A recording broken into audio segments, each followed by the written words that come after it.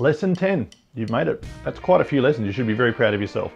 Today's lesson is going to be a little different. As you'll notice, I'm in a different area. This is my office at home.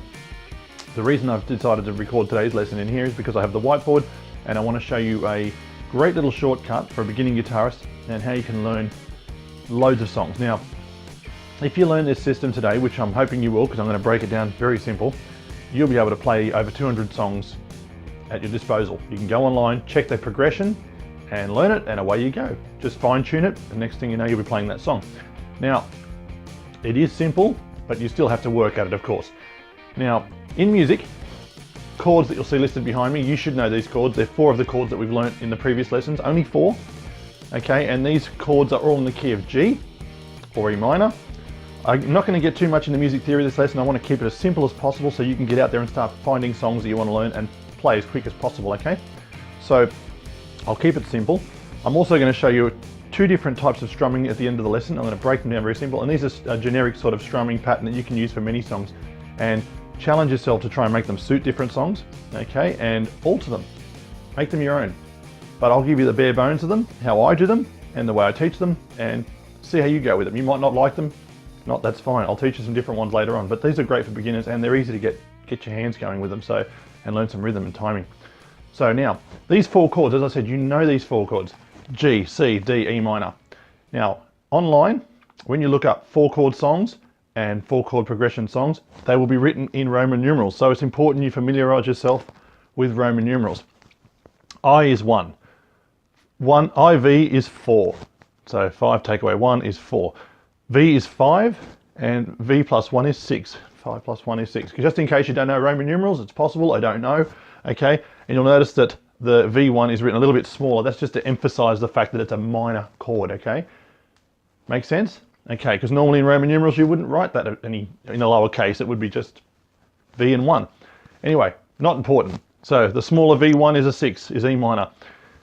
Pick a song from your list. It'll be written in a particular order. It might be 1, 6, 4, 5, or 1, 5, 4, 6, or 1, 4, 6, 5. Many different patterns, but there are very popular common ones that are followed most of the time. There's a video, and I'll put the link in the description, by a comedy group called Axis of Awesome. Now these guys put together a comedy skit of the amount of different songs they could sing with the same chord progression just by altering the tempo and altering the melody and the words that they sing.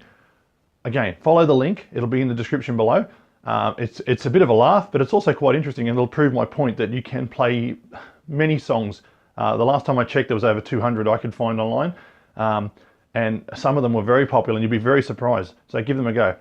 So what I'm going to do is I'm going to go over that song that we did last lesson, Land Down Under, because that is one of the songs, and I'll use that as an example. So I'll be right back. Alrighty, so as an example, I'm using the song from the last lesson, which was the Land Down Under. Now, if you haven't done it, I suggest you go back and you have a quick learn of it, because I'm going to really skim through this fast. So the chords for the song are E minor, D, E minor, C, D. 4 chords. The chord progression is 6, 5, 6, 4, 5. Okay? This is an example of how you would follow it. So if you were to see it online, that's pretty much all the information they would give you on Wikipedia, would be that chord progression. It's up to you to learn the rest of it. Now, you can do a quick Google search and find it out. How to strum it, the count, such, all that sort of stuff. But this is simply how it's put. So again, this is all in the key of G. The song might not be in the key of G, but since they're the chords that you already know, we can work with it. Most songs can be made to fit into the key of G. So have a go at it, sing it. So, do you come from the land down under? Just sing it better than I do, of course. I'm not a singer, never said I was. So, that's how you read your chord progressions, okay? So this is here, you can pause this, write it down, do whatever you have to do. But at your level of playing at the moment, you know these chords, you now can refer to them as Roman numerals, and you can translate them. So that's about as simple as I can make it. Any questions, put them in the comments below and I'll do my best to answer them. And let's move on to the strumming. All right, so now I'm going to show you just a simple strumming technique. I'm going to play it fast so you can hear how it sounds. I'm going to run through a few chords. It'll be the 4 chords we've been working on today, of course. And then I'll break it down slowly. I'll call out the direction I'm going in and follow along with me. It's the best way to learn. Most of my students, I get them to sit with me and I strum at the same slow pace, and then gradually we creep it up and join them together. So firstly, let's learn it in one chunk, okay? I'm going to play through it just a little bit so you can hear what the end result's going to be, okay?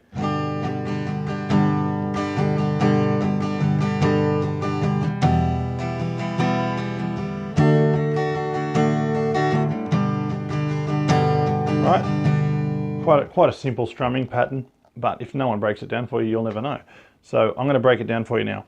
So I'm doing a G chord if you want to play along with me, or you can just watch my hand. That's another good trick to learn. Learn to watch other players' hands so you can play along with them. So I'm going to change between chords, and that's your challenge, is to try and change along with me. But for now, to learn the strumming, we'll just stick with the G chord. So it's down, down, up, down, up. That's it. But it repeats over and over again. So down, down, up, down, up. Down, down, up, down, up. Now with your up strokes, don't concentrate on trying to strum all the strings. It's not necessary. You just flick up and get 3, 4 strings. Don't make it sound robotic and mechanical. The idea is to be relaxed and get an even flow. Now when you strum down, you want the pick to be angled as such, and when you strum up, you want the pick to be angled like that. You want your wrist to twist at the same time as your hand flows. So get a nice gentle flow. Down, down, up, down.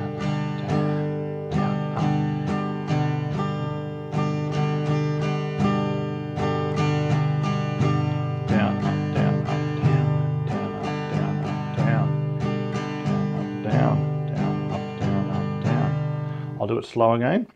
Down, down, up, down, up, down, down, up, down, up, down. Now I'm going to change between some chords. I'm going to do one cycle of the strumming pattern, then change chords.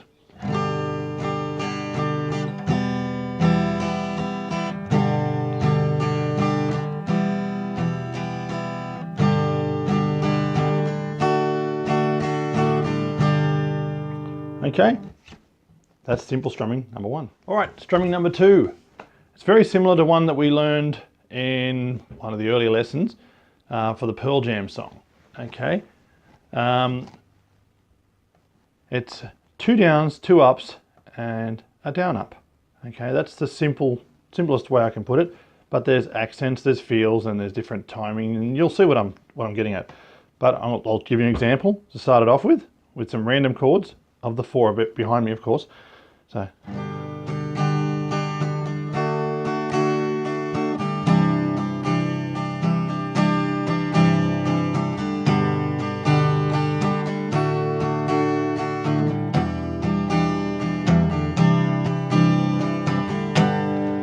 Okay, just mixed a few of those 4 chords up, no particular order.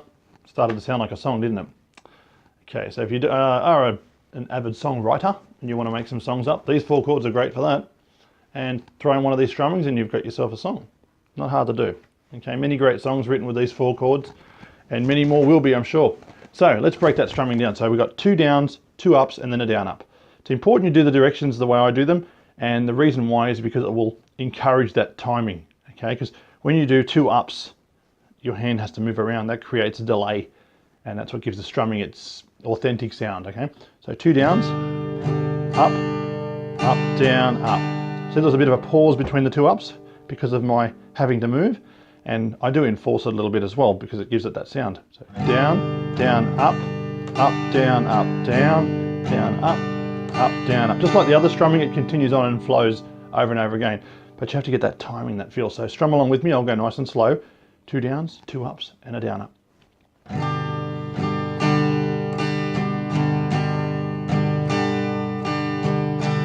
Start again.